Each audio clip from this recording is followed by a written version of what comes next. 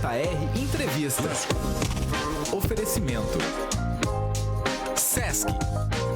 De volta nos estúdios da Clube, nesta segunda-feira, Dr. Pedro Henrique Dias. Bom dia, doutor, bem-vindo. Bom dia, Léo, bom dia, Cabelinho, Bom dia, doutor. Ouvintes. Novamente, Dr. Pedro Henrique Dias conosco nesta segunda-feira, trazendo informações sobre a saúde da mulher. E não tem como a gente não abrir a primeira segunda-feira de outubro, né, Cabelo? Sem falar Né? do Outubro Rosa. Exatamente, né? A campanha começou a popularizar, né, doutor, nos últimos anos, mas eu acho que é importante falar o que é realmente a campanha do Outubro Rosa e o verdadeiro significado dessa campanha, que hoje ela cresceu bastante, como a gente fala, né? Com toda certeza, Cabelinho. Todos nós sabemos que o Outubro Rosa é uma campanha para prevenção do câncer de mama, né, que é o câncer mais comum da mulher, né, disparado é o mais frequente. Então, nesse mês de outubro, o objetivo é informar, incentivar e alertar as pacientes sobre a importância dessa doença na mulher, né? Então, o Outubro Rosa, nesse sentido, ele fala muito sobre o amor próprio, sobre o autocuidado da mulher, sobre a força da mulher, né? E é interessante falar assim, porque o rosa, né? Porque a cor rosa, ela simboliza carinho, sensibilidade, vida, que são coisas importantes para a prevenção desse tipo de câncer de mama, né? E uma curiosidade, quando que surgiu, né, o Outubro Rosa? Uhum. Isso foi lá em 1990, nos Estados Unidos, né, em Nova York, onde foi feita uma corrida para a cura do câncer de mama. E lá começaram a distribuir aqueles lacinhos cor-de-rosa. Sim, os lacinhos. E aí começou o Outubro Rosa. E foi se espalhando pelo mundo inteiro. Aí no Brasil, por volta de 2000, né, começou a se falar muito no Outubro Rosa. E em 2002, o start dessa campanha foi quando lá em São Paulo, no Ibirapuera, que tem aquele obelisco, ele foi todo iluminado em rosa. Então, a partir daí, o Ministério da Saúde botou na sua agenda o Outubro Rosa como prevenção do câncer de mama. Então, tudo começou lá nos Estados Unidos, né? Então, esses meses coloridos, digamos assim, eles servem para lembrar algumas doenças de alta prevalência, né? Então, que eu lembro agora, assim, nós temos em janeiro, o Janeiro Branco, que fala da saúde mental. Tem o Março Azul Marinho, que fala sobre o câncer coloretal, que é o câncer de intestino, que é o segundo mais forte, comum na mulher, né? Tem o Agosto Dourado, que fala sobre a importância da amamentação. Tem o Outubro Rosa, que é o nosso assunto de hoje. E tem o Novembro Azul, que fala para nós homens, né, sobre a importância do câncer de próstata, que é o tumor mais importante no homem, né? Então, o Outubro Rosa simboliza todos esses aspectos aí, né? Mas na prática, doutor, como é que é feito esse rastreamento do câncer de mama e quais são os exames que a mulher deve fazer e também com que frequência? Primeira coisa, sim, é bom diferenciar o que é rastreamento. Rastreamento, a gente pega uma população sem sintomas e se faz exames nessa população no objetivo de rastrear uma doença no início. Porque qualquer câncer diagnosticado no início, ele é mais simples o tratamento e a chance de cura é muito grande. Então, o rastreamento é uma prevenção. É diferente quando se faz algum exame numa pessoa que já tem algum sintoma, né? Por exemplo, eu estou com tosse há 15 dias, eu vou fazer um raio-x de tórax, de pulmão, para ver o porquê da tosse, entender né? o porquê, né? Então, rastreamento, isso é uma coisa preventiva, é para prevenir antes de adoecer, né? E qual é o exame para prevenção do câncer de mama? Aqui um adendo, né? Prevenção, eu pessoalmente sempre achei um termo assim que não é adequado. Porque tu não consegue prevenir o câncer de mama, né? Mas tu consegue fazer um diagnóstico precoce. Então a campanha, né, o objetivo dessa campanha é fazer o diagnóstico precoce, né? Então a mamografia até hoje ainda é o exame principal para fazer esse diagnóstico precoce, né? E a mamografia nada mais é do que um raio-x da mama, né? Sim. É feito com aparelhos digitais hoje em dia. A aparelhagem mudou muito, né? Então, atualmente, ela é feita a partir dos 40 anos e anualmente. Até mais ou menos os 75 anos, né? Às vezes um pouquinho mais, né? Às vezes ela é feita antes dos 40 anos. Por exemplo, quando tem um histórico familiar em primeiro grau, que teve câncer de mama, né? Exposição genética. Exatamente. Mas aí, primeiro grau, o pessoal confunde muito. Primeiro grau é a mãe que teve, a irmã ou a filha. Isso é primeiro grau. não é a tia, não é a avó, A avó. né? Então, primeiro grau é isso. Então, quem teve esse histórico de uma mãe, uma irmã que teve câncer de mama antes dos 50 anos, também não é depois dos 50 anos, ela deve começar a fazer a sua mamografia 10 anos antes da idade do que o parente teve a sua doença, né? Então, por exemplo, teve uma mãe que teve câncer de mama aos 42 anos, sua primeira mamografia vai ser aos 32 anos. E a partir daí, anualmente. Essa né? é a métrica, então, pra pessoa Exatamente. entender. Tipo, quando que eu tenho que começar a fazer? Se É, eu tenho essa exatamente. questão familiar, né? A partir dos 40 anos sempre. Daí. E essa questão familiar. Aliás, assim, falando em história familiar, muitas dizem assim, eu não tenho caso na minha família, tô tranquilo. Não é bem assim, né? Apenas 20, 30% das mulheres que têm câncer de mama têm um histórico familiar.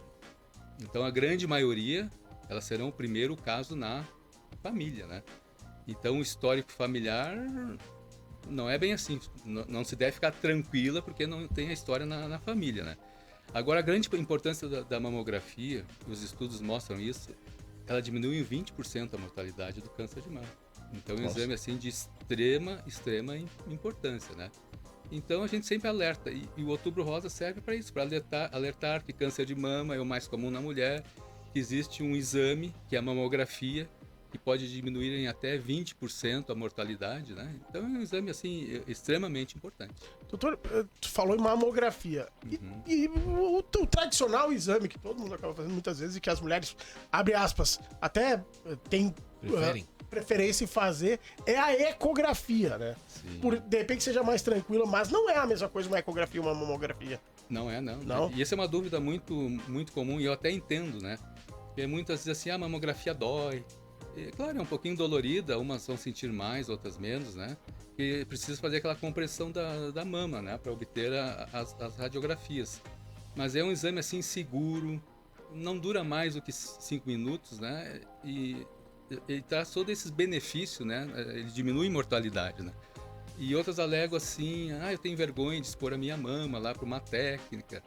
Outras ainda têm na cabeça alguns tabus, e o que eu mais escuto é o medo da radiação, né? E aqui a gente tem que esclarecer, a mamografia durante os anos já foi evoluindo, ela era analógica, hoje em dia é digital, então o nível de radiação hoje em dia é extremamente baixo, né? Equivale a nós se expormos a radiação natural por um período de 6 semanas a 7 semanas. Então, a mesma radiação que a gente todo dia está exposto, num período de 1 mês e meio, quase 2, né? As pessoas têm um preconceito, né? Não é nem preconceito, é um preconceito que eu vi lá atrás, mas as coisas evoluíram. E outra, né? Tu não vai ficar dentro do negócio do exame uma semana, né? Que aí sim vai te prejudicar. Exatamente. Vai, faz o exame e sai, né? O comum é fazer, após os 40 anos, como nós falamos, ou antes, em determinados casos, uma mamografia anual. Algumas situações a gente faz 2 vezes ao ano, a cada 6 meses. Mais do que isso não se faz, né? Então não tem porquê. Então, para vocês terem uma ideia, a gente começaria a ter alguma preocupação se começasse a fazer mais de 100 mamografias ao ano. Nossa. Não sei nem calcular quanto seria por mês. Então, Ninguém vai fazer isso. né? ninguém vai fazer. Então, respondendo especificamente à ecografia, ela é um exame complementar. Ela é útil assim numa paciente mais jovem, que tem a mama mais densa, e aí a gente olha aquela mamografia, tá meio que um borrão branco, pode escapar algumas lesões. A gente faz quando, por exemplo, tem um nódulo na mamografia, a gente quer esclarecer melhor esse nódulo.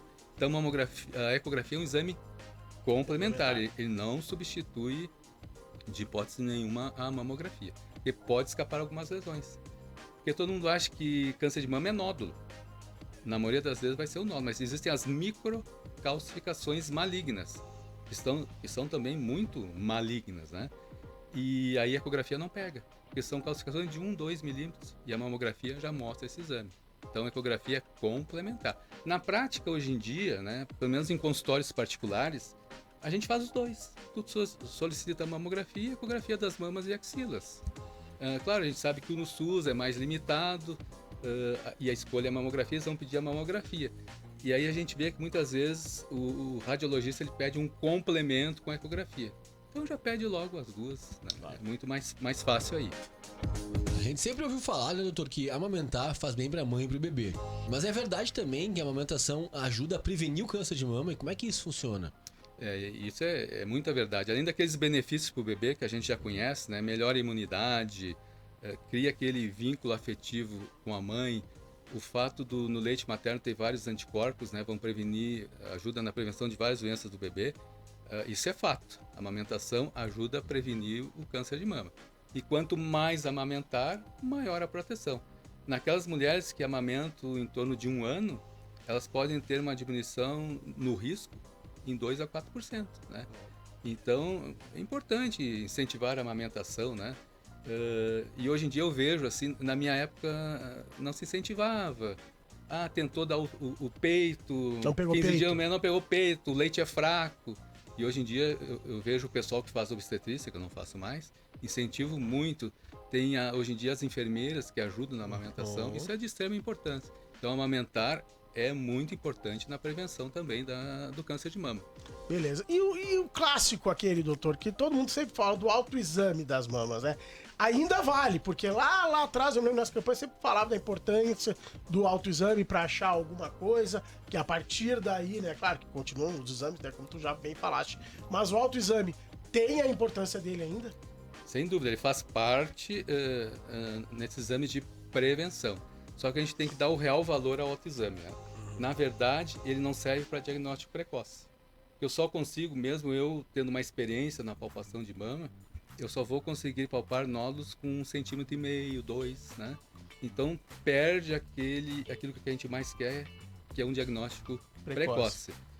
Mas eu sempre digo, melhor a mulher descobrir um nódulo, um caroço com 1,5 cm do que 4 centímetros. Claro. Porque o fator mais importante na sobrevida no câncer de mama é o tamanho da lesão, né? Sem dúvida nenhuma. Então, eu acho importante a mulher fazer o autoexame, e o autoexame é olhar a mama e palpar mamas e axilas. Porque a mulher fazendo isso todo mês, uma vez por mês, não precisa ser todo dia, ela vai ter o conhecimento da sua mama. E no momento que tiver algo diferente, vai chamar a atenção, né? E aí ela vai procurar o seu médico. Agora, quando fazer esse autoexame? Basta uma vez por mês. Aquelas mulheres que menstruam, melhor fazer logo depois da menstruação. A mama está menos sensível, menos inchada e é mais fácil de palpar. Aquelas mulheres que não menstruam mais, que estão na menopausa, escolhem um determinado dia do mês, né, e fazem a sua palpação. E essa palpação, como eu falei, pode ser feita no banho, na frente do espelho, deitada.